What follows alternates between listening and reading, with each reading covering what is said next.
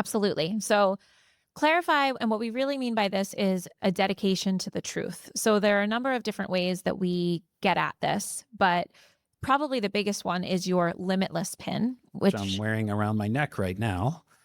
I'm wearing this and showing it to the camera because it is probably the best in-person scribe that I could have ever wished for. Mm-hmm. And I wear it on my hip most days, just walking about the house and in conversation with you and the kids.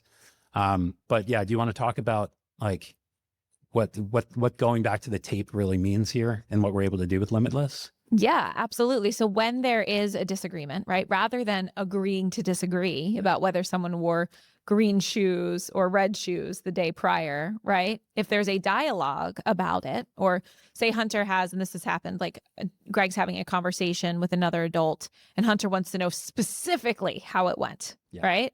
And Greg's able to open it up and be like, this is exactly what we talked about. Here's the recording. So that there is no discrepancies between what actually happened and what we're sharing, no human bias. I will say it does freak people out a little bit. Even the most pioneering of technologists that we have encountered, that the fact that you are constantly wearing a recording device it's one of those ethical questions of our generation, right? Yeah. But we can't put the genie back in the bottle. And when I think about all of the meetings that I have at work and on Zoom, and how many of those are recorded, it's about 95%. And how many of those say that they're being recorded? Like 5%. It reminds me of the Freedom of Information Act when it first came out. And some people are like, I have nothing to hide. Who cares? And other people are like, no, this is a total violation of my privacy. Right? Yeah.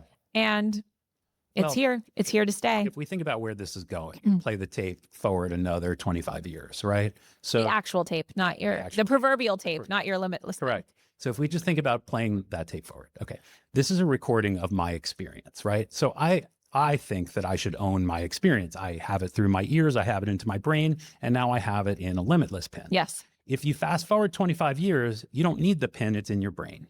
The pin is in your brain. Like that is where we're going. Sure. And so I think that we all have to get used to this idea that we are able to record our own experiences and we can pass on those experiences, but they are ours because we lived them in that moment. They are not anyone else's, even if someone else is there, communicating with us. Yes. And I would say the bulk of the time, you're not necessarily playing back the recording of your conversation with someone. Typically what's happening is you and I are having a conversation while we're on our run that moves into the bathroom, that moves into the kitchen. And we're like, wait, we had so many good ideas about work, about family life, about this podcast during that time. Yeah. And Greg can get a summary of that from the Limitless pin. So no longer are we concerned that we will lose or have to rehash conversations that we've already had. It's like, what did we decide? What was that great phrase? Oh, it's here. It's right here.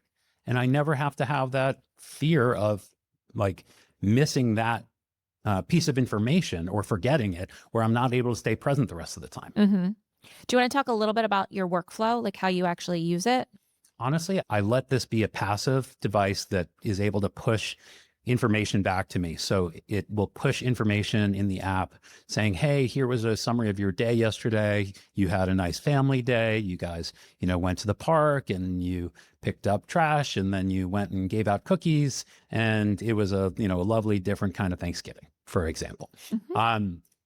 Then it'll say, here are some opportunities that were missed where you could have connected, or here are, some other things. So Limitless just gives me like a summary of how my day went, and it helps me remember and query it back when I want to go back into the past. Mm-hmm, mm-hmm. Okay, great. So that's an understanding of Limitless. We also use something called Whisper Flow, yes, which is really talk about shifting our workflows. I hate typing at this point, thanks to Whisper Flow, because now I am able to double tap on my keyboard and dictate what I want to say in an email or a text message, or even talking to AI in a way that is so much more effective than whatever Apple has on their talk to text. Yeah. This is not your like iPhone's text to speech. This is an open AI model called Whisper that's built into an app, basically that is a wrapper called Whisper Flow that lives on all of your devices.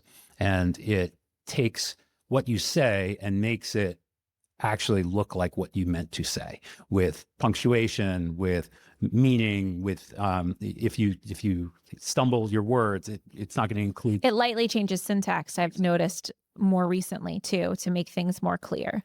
But I know some people love to send audio messages. I don't know anybody that loves to receive audio messages. And so, and some people really truly hate them, like Greg. I would prefer to listen to them on like 2x speed. Please don't send anyone an audio message if you're listening to this. Yes. It is an act of torture. Right. But I know some people that do, and they do it because it's easier. And if they're like, say, a busy mom, right. But anyway, I think that Whisper Flow is really the best. I would say that it's the best solution because it's so much more understandable than the voice to text that we have on our phones, like naturally on our phones. And I do use it for communicating with others, but just actually being able to brainstorm my ideas in spoken word as opposed to typing them out has exponentially supported my creativity and work in general.